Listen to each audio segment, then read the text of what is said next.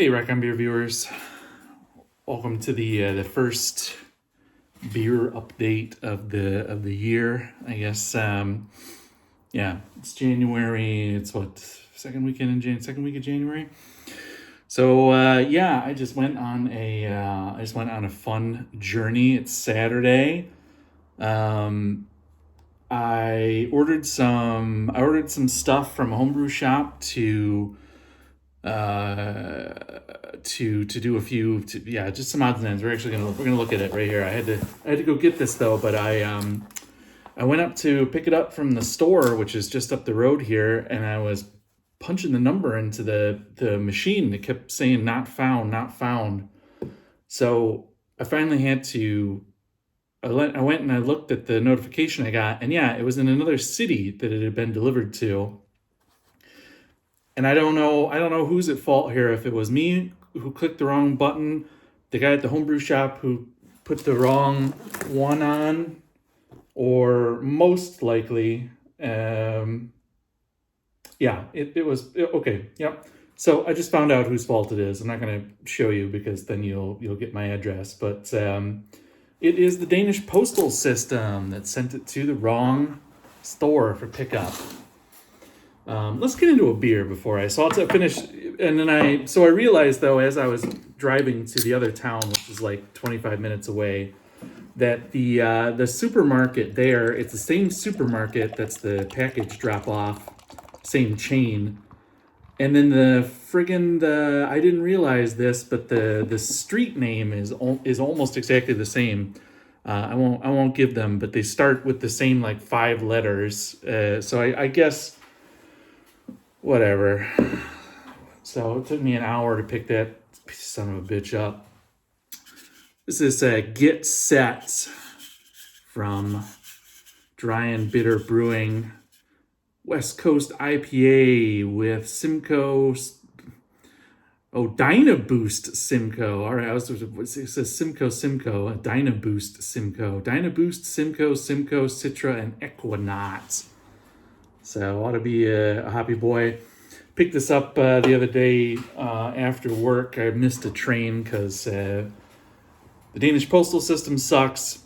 The Danish train system also sucks. They changed the timetables, so it's really inconvenient for me as a commuter now.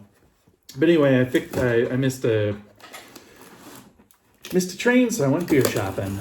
So I guess it kind of worked out for me, except that I didn't get home until like 7 o'clock.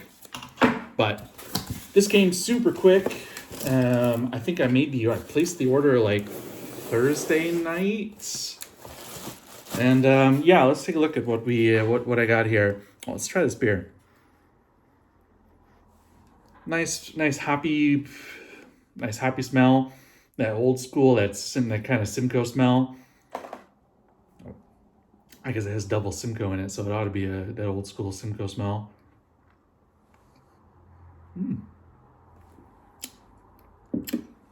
Ooh, that's nice. Super dry, nice and bitter. Hence the name of the brewing company, I guess. Yeah, good beer. I'm not gonna give like a huge review of it. It's a nice beer. All right, what do we got? Yes. This is great because I wanted to try the beer. So brewing update, I did brew. I have 2 brews ready, and they should be carved as of today. They've been on gas since last weekend. And that's the black IPA and the toasted oatmeal brown. Those are both. I haven't tried them yet, which some of the stuff in here is gonna go towards that. I had planned on brewing either last weekend or this weekend my split batch pilsner with one half getting traditional lager yeast and the other getting Nova lager, but what happened was that it got super cold. The temperature just dove here, which makes it super, super uncomfortable to be out here in the brew house for extended periods of time, especially if you're going to get soaking wet, which tends to just happen randomly on brew days. It also caused my garden hose to split. It froze.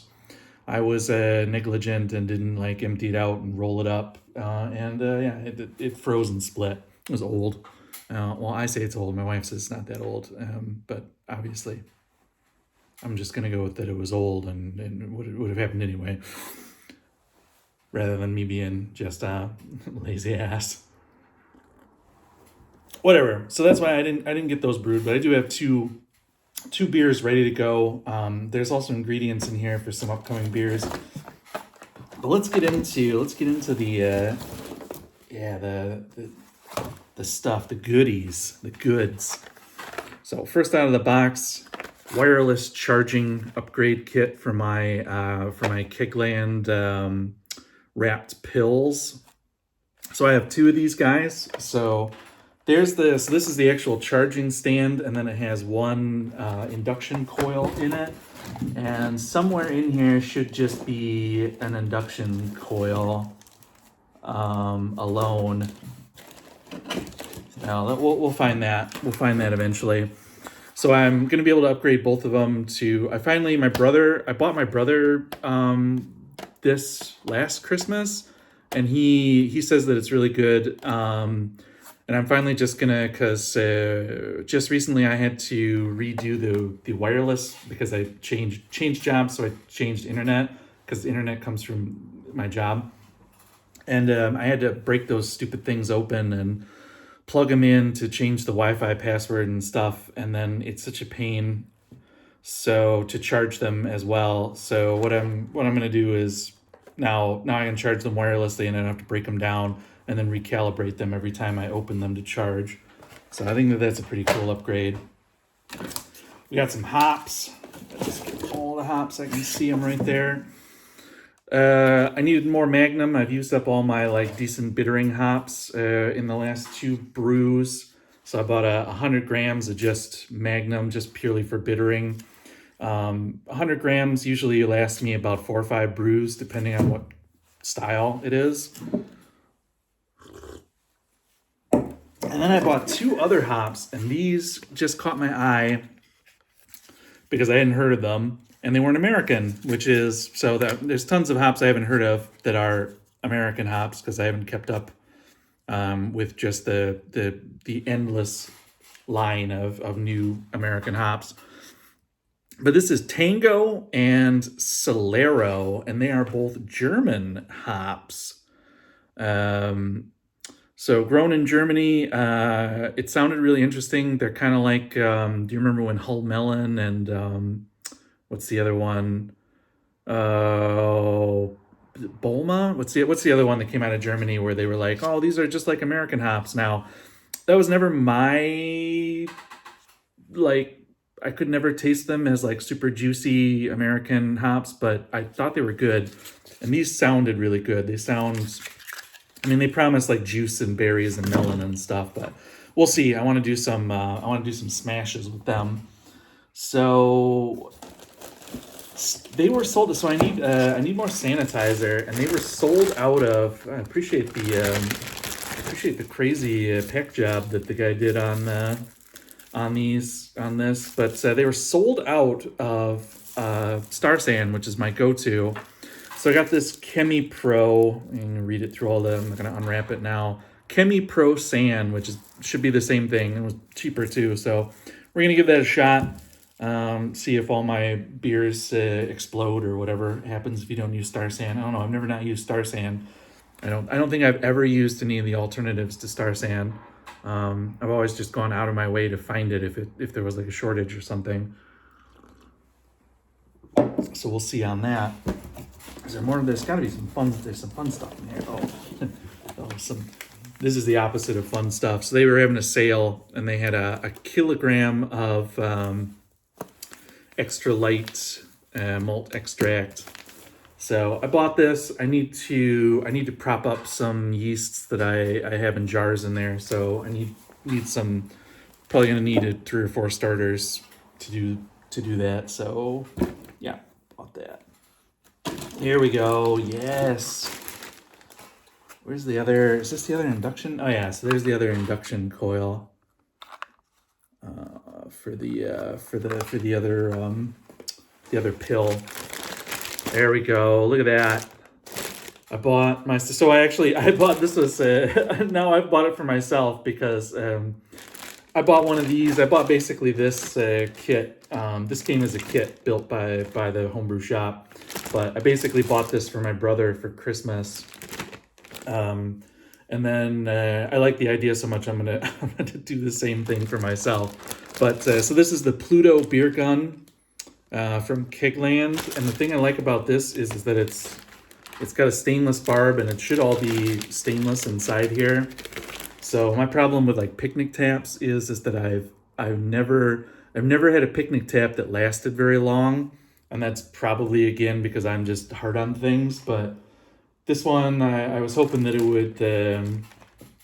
would last a bit longer, and then it's all made so that it can just go together into and that's actually I'm going to take a sample from my new beers with this here in a second. But let me get the rest of the stuff and show why I actually bought what I bought. So, oh yeah, right. Oh yeah. Well, we'll just start with that. Okay, actually we'll end with that. This, I don't feel like this is what I feel like something might be missing. I'll have to go look at I got the invoice up. I'll look at that off camera. You guys don't need to see that. Okay, so I got this T-junction, two of the plastic carb caps with the what do you call those? What do you want to call those? Barbs on the other side. And so I'm gonna turn these into, obviously, ta-da,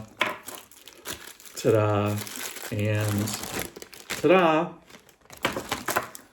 And then, so this is my cleaning rig. So it'll basically become something like this, where it'll fit on a soda bottle, just a normal soda bottle, and have a piece of tubing to draw. And what I'm going to do is I'm going to turn soda bottles into mini kegs. I also bought a new Nuka tap. So that's just a brand new Nuka tap. It's just the normal one without the flow control. It was on a January sale.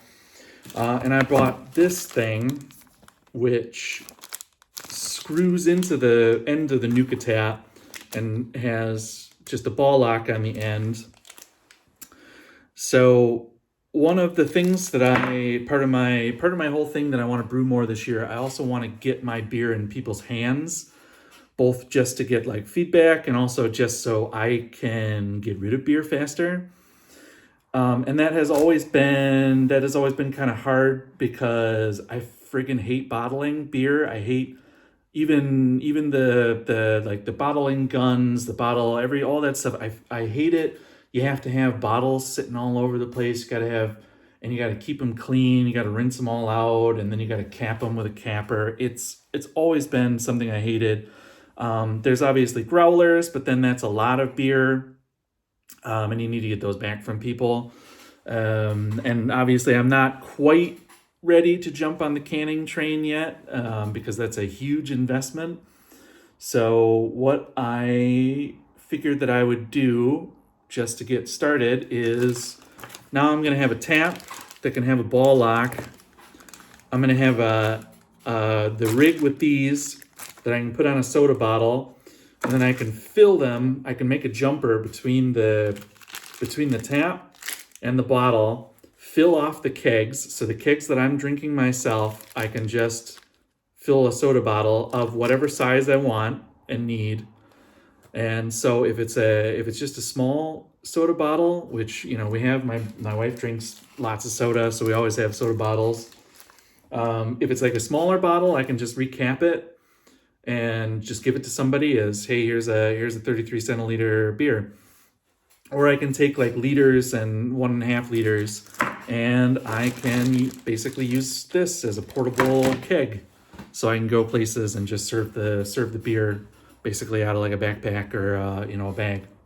And so that's my idea. That's my low tech, or I guess maybe it's high tech, I don't know, depending on what you consider high tech. That is going to be my cheap ass solution because obviously. So let's see, a canning rig with the filler. I think I looked at it. It costs about a 6-7 thousand kroner. It's about $1,000. So €1,000. You find your. It's a significant investment, and I don't want to make it unless I'm really rocking and rolling. So this was all told like 10% of that, I think. So I put all of this together for just over $100. I think it was like 750, 800 kroner. And yeah, if that works out for me, it's a great start, cheap start. So yeah, there we go. Of course, I'll be testing all that out and showing you and all that stuff. I've got beers to actually, and I got events coming up that I want to take beer to. So yeah, stay tuned for that. And yeah, 16 minutes. That's way too long. How do I talk this long? I don't know, about just junk that came in a box. Cheers, guys. I'm gonna go inside. It's freezing. I'm gonna take some of these electronics inside. See you next time. Bye.